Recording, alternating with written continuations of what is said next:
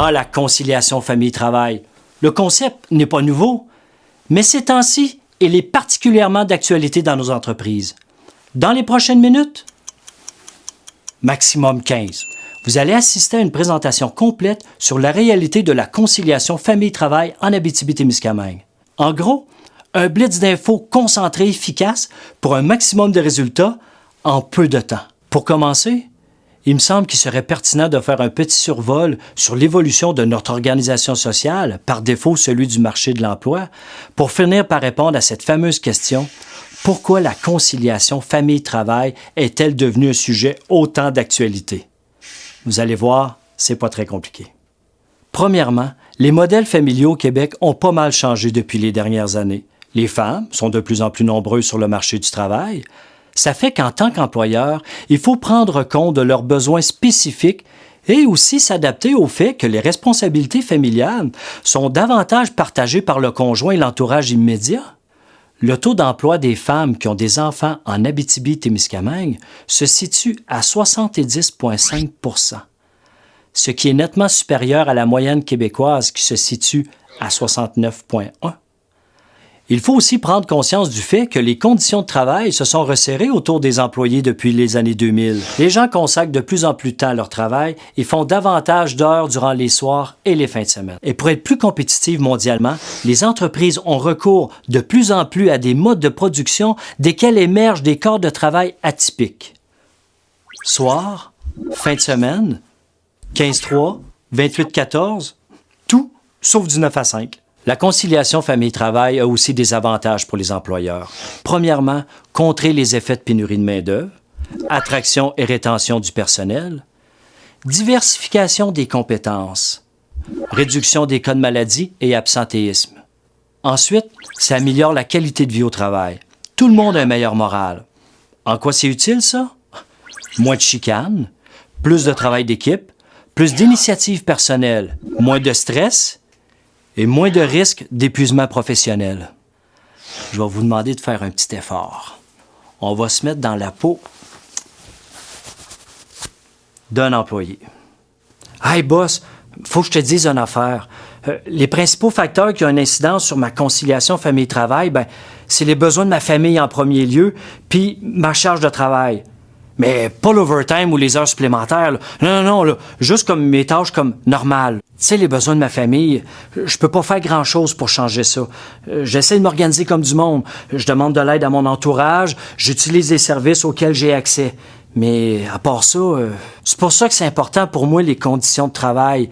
Des fois, c'est pas grand-chose, hein. C'est juste des toutes petites mesures banales. Une liste d'idées pour les employeurs. Ce serait beaucoup plus facilitant si le sujet était abordé par l'employeur. Je crois beaucoup à la compréhension mutuelle, à la concertation, au respect. Ouvert et inclusif. La possibilité de prendre mes semaines de vacances fractionnées. Donc, je demanderais aux institutions d'enseignement de prévoir ou de créer un service de garderie en milieu de travail. Je pense que le temps partiel peut être un avenue intéressant à condition qu'on ait quand même les avantages qui vont avec. Horaire graduel ou horaire de 4 jours, possibilité de moduler son temps. D'accepter qu'une femme, par exemple, ou un homme, après un congé parental, puisse revenir au travail de manière progressive. C'est d'abord de sonder les besoins des employés. Il n'y en a pas de recette magique. C'est simplement d'être à l'écoute de ce que le collègue recherche. De cette façon-là, il y a moyen de s'organiser.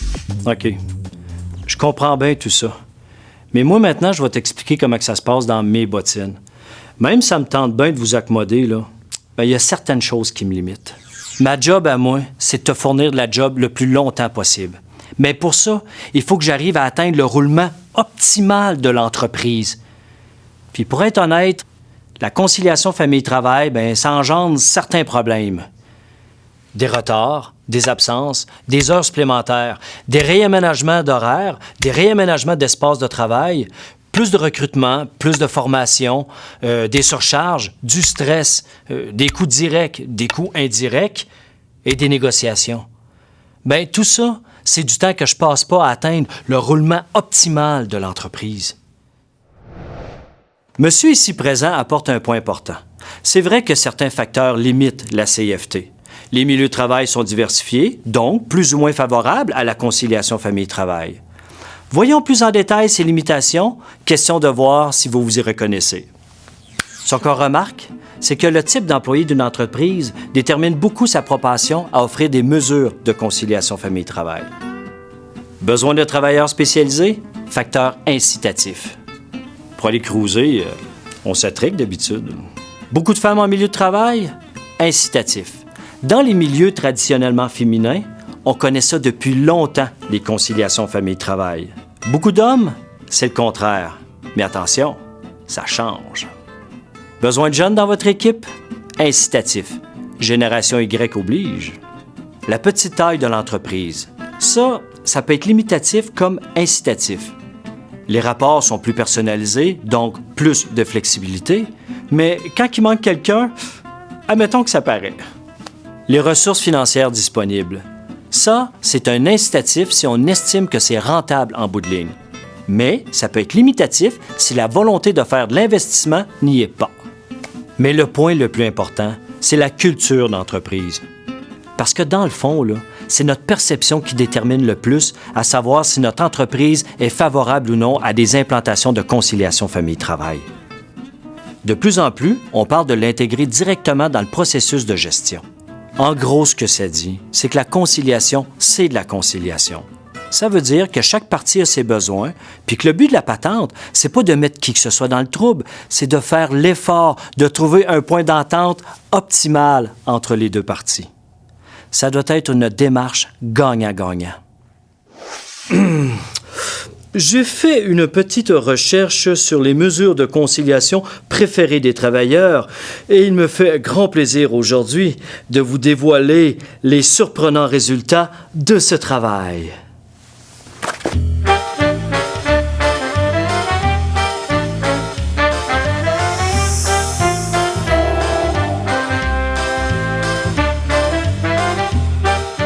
Vous pouvez le constater, les mesures les plus simples sont souvent les plus appréciées des travailleurs. La grande favorite est la flexibilité dans les horaires, suivie de près par diverses mesures pour faire face aux absences à court terme et absorber une partie du volume. Notez que les mesures les plus simples ont une importance accrue pour les travailleurs qui sont aussi aux études. Ce ne sont ici que quelques exemples mentionnés par les employés, mais il est à noter que la liste la plus fiable est celle que vous dresserez en parlant avec vos employés. Puis, qu'est-ce que tu penses de ça, boss? Ouais, c'est très intéressant.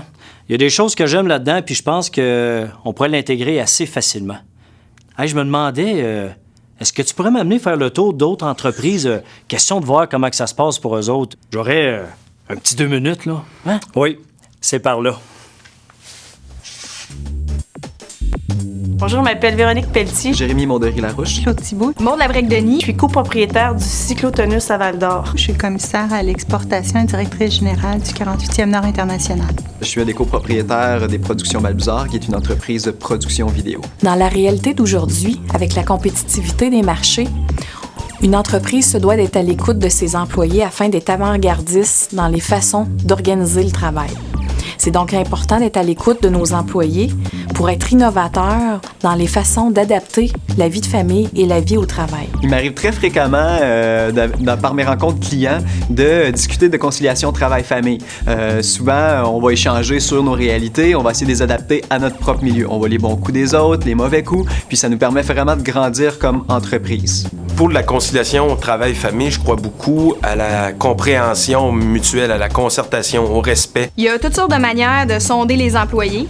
Des rencontres individuelles, soit annuelles ou régulières, des rencontres de groupe, des lacs à l'épaule, des groupes de discussion, des comités employeurs-employés quand c'est des plus grandes entreprises ou même des sondages électroniques. Les mesures que nous prenons au travail, c'est simple, dans le fond, c'est d'offrir des horaires qui sont flexibles, d'avoir aussi des remplaçants parce qu'on est ouvert à ce que l'employé se fasse remplacer. Comme par exemple, d'avoir 1h30 pour dîner, ce qui permet à la nouvelle maman là, de vaquer à ses occupations personnelles. Donc pour nous, c'est très important d'être innovateur et créatif dans ce qu'on met en place pour concilier le travail et la vie familiale. Je ne gère pas en silo, mais je travaille avant tout à développer une relation très importante entre chacun. C'est une façon aussi d'être un employeur de choix. Et en étant un employeur de choix, on s'assure de faire une attraction de la main-d'œuvre et de faire de la rétention de main-d'œuvre. Je pense qu'au bout, ça peut donner une performance au travail qui est plus grande, qui est meilleure. Et voilà, la CFT est partout. Et vu l'évolution du marché de l'emploi, vaut mieux l'intégrer le plus tôt possible. Voici comment vous pouvez faire en 4 étapes faciles. Étape 1.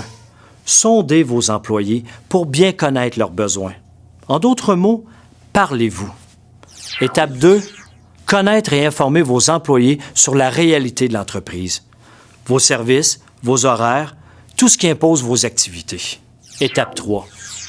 Former au besoin un comité employé-employeur pour trouver ensemble des solutions réalistes qui conviennent à chacune des parties. Et finalement, étape 4, faire le suivi.